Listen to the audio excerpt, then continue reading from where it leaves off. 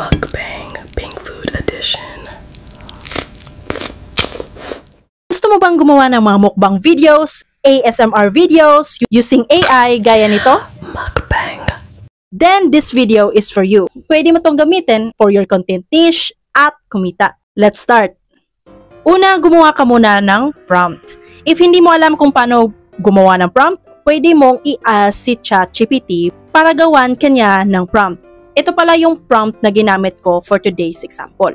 Pagkatapos niyan, i-open nyo ang Google, i-check nyo ang description or comment section, nakapin ang link ng video. Pag nasa Google ka na, i-search nyo lang ang video at i-click. Pag nasa video na kayo, i-click nyo ang create project and i-make sure nyo na nasa text to video yan and naka-landscape. Pero if gusto nyo naman ng portrait, pwede din naman. If meron na kayong image, pwede din naman gamitin nyo ang frames to video. Pero for this video, gagamitin lang natin ang text to video. Then pagkatapos nyan, i-paste nyo ang prompt nyo and then i-click ang generate.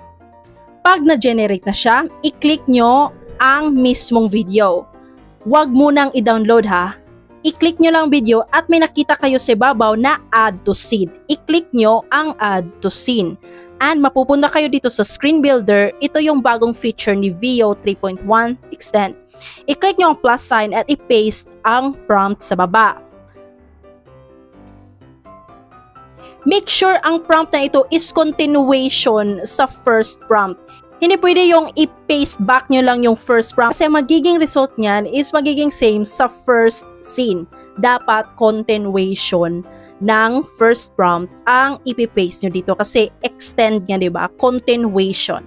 I-repeat nyo lang ang process nito. Depende sa haba ng videos nyo, either seconds or minutes. So, just repeat it until ma-achieve yung desired nyo, like 1 minute, 2 minutes. Depende na yun sa inyo. After nyan, i-download at ito na ang magiging result niya.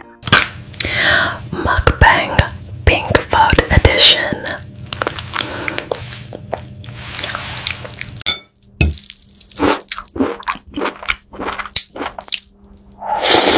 Ang full result na ito ay in-upload ko sa YouTube. If gusto mong panoorin, just check it out. And if you like this tutorial, give this video a like and subscribe for my channel at mag-comment ka ng AI tutorials or ideas, requests na gusto mong i-feature or i-tutorial natin next.